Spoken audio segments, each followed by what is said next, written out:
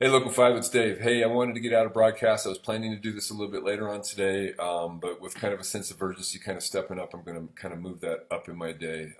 So my remarks are probably not going to be as prepared as they should be. But with that, first I want to say thank you for the tremendous effort that you guys put forth. It's a kick in the chops, right? It's a challenge that we faced, and we got to realize that it was a fight, and the expectation that we were guaranteed a win was probably unrealistic. Although we did everything that was set before us, and what we did was demonstrated the fact that this local probably did something that very few locals, if any, could have done. And so I want to say, first of all, thank you for everybody's commitment to making the best attempt at what we had to do on this. The ground game was significant. Our membership involvement was impressive. The fact that we spent almost $700,000 on a campaign. And with that, the solidarity of our members across this country that came alongside of us, that enabled us to take that fight absolutely to the end. So that there was no question that we left any stone unturned, that we didn't or couldn't do everything possible that we could to try to make an impact on this for a favorable outcome for us. It's an incredible representation of what solidarity really means, and the fact that those people stood alongside us because we're Local 5. And for some of you who don't really understand what that actually means, find one of us old guys to explain that to you. And the fact is that year in and year out, we're an integral part of this international as we support its efforts during one of the most important events that happen every year within this international. And it's because of that. It's because of that commitment to this international is the reason why this came back to us. And the fact that for just over $200,000 out of our pocket, and yes, that's a chunk, we ended up with almost a $700,000 campaign. So don't ever doubt for one moment that we didn't get the support from our state, from our international, and literally from a grassroots effort from our brothers and sisters from across this country, to include Houston, who's in the midst of their own battle, who stepped up large and dropped $10,000.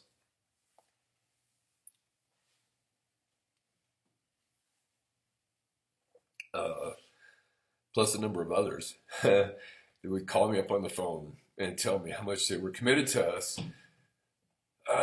It almost made me drive off the road.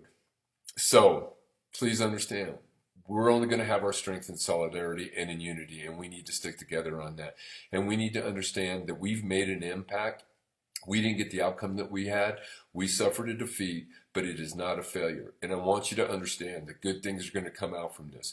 We already have candidates that are on the air that are saying that they're looking at making sure that public safety and specifically firefighting is looked at as far as staffing. Tom Strand even said that he's going to look at pushing forward on the hazmat issue. That's going to bump our numbers up. We've made some influence on this. We're going to be able to hold people accountable for the things that they said in our opposition. In the midst of all the lies and the deception, we're literally going to be able to take the words that they said and hold them accountable to that and keep their feet to the fire.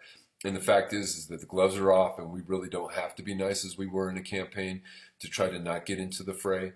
And we're going to definitely make sure that we hold the city administration accountable. And to that point, I want you to honestly believe, along with me, that I know that we just got kicked in the teeth, and it hurts.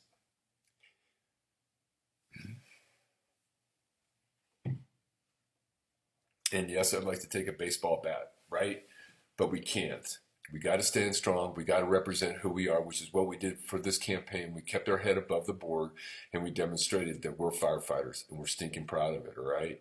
So please stay with me on that. With that, I'm going to ask, I'm just going to advise, whatever, convey the message. Take it how you want. The ignorance and the opposition and the jerks that are out there that are baiting our people into conversations and engagements on social media are leading some of our people into some very dangerous territory. As we're obviously passionate about this, and yes, we feel the fact that what we give of our lives to this community to somehow be rejected. We just need to understand that there's a monster machine that's out there that came against us. It doesn't bear out for the citizens that we serve. It bears out for the ugly people that are out there that want to retain the power for themselves. But the first thing that they're going to do is they're going to look for any crack in our armor as trying to divide us. And in that, they're baiting our membership into engagements on social media. And they're literally like screen saving and snap, whatever they're doing. I don't know how it is, Snapchatting or whatever it is. And those cycles, those stories are already making it back to the media outlets, obviously through our administration. And to that point, that's the reason why I'm kind of moving this broadcast up a little bit earlier.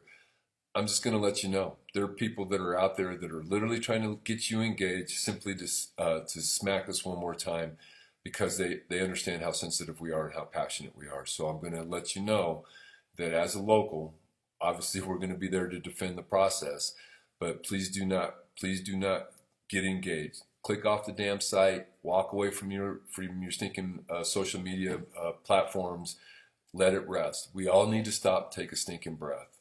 All right? I get it. Please refrain from engaging with those people that are truly ignorant and they're just asses and they're part of the opposition and the ugliness that's within this community. But that doesn't represent all of this community. So we need to realize that it was 60,000 people out of 500,000. And unfortunately, the engagement for the rest of the people that are out there means that it's a small segment given the entirety of this city. So stay out of it, stay out of the fray, don't let them draw us in. We're only going to be solid, we're only going to stand strong if we stand by each other. Damn. To those of my brothers and sisters who reached out to me to share your appreciation for our efforts, and I thank you back because I know that you guys also engaged and promised to stand alongside my side, stand along me, by my side. I need everybody out there basically to gather up your brothers and sisters and stand with each other, to help each other through this process, and to rest each other assured that we're going to stick through it, right? We're an incredible group of people who have a job that every day that we have challenges that we're supposed to face, and they're ugly challenges at times, and we're supposed to find solutions for it. We got together as a very excited, or I shouldn't say excited, a very emotional executive board this morning and had a meeting, and I can guarantee you that it was floor to ceiling, and we're struggling just as well as you are. But we're also looking at some of the solutions to the problems. And we're already getting, again, like I said, some feedback, both publicly and privately, where people are coming out from behind the curtains and they're saying, hey, we got to find a way to get you guys more representation, better suited, and more well taken care of. So again, this has made an impact, but it's made an impact because of the fact that we have the unity and the strength together. So gather up your brothers and sisters. Call each other up if you see somebody else out there on a social media platform that's losing their mind. And I can appreciate it. I really can. Come alongside them. Try to talk them down a little bit. Everybody needs to stop and take a breath. We just need to pause. We're going to regroup. We'll refocus. We've already got some ideas and some plans in the works. And we're going to need the strength of the unity of this organization to come together for us to be able to face the challenges that we have. Youngsters that are coming on this job that still have 25 years, but they love this community and they're determined to stay here and work. And because this is their home, we're going to make a way and find a way for us to be fairly represented and to make sure that we have a voice. We're going to find a way. It's what we do. We have a problem. We'll find a solution to it. Obviously, engaging the monster head on is not the way. So we're going to need to be smart. We're going to need to be cunning, crafty, wise, and we need to move forward collectively, which is the strength that we have when we do that together.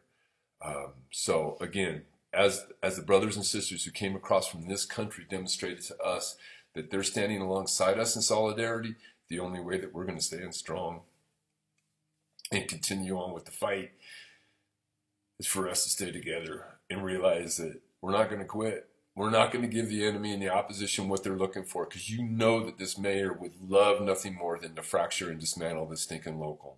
Absolutely. In all the years that he's been involved in politics here, he's never once come to the firefighter memorial.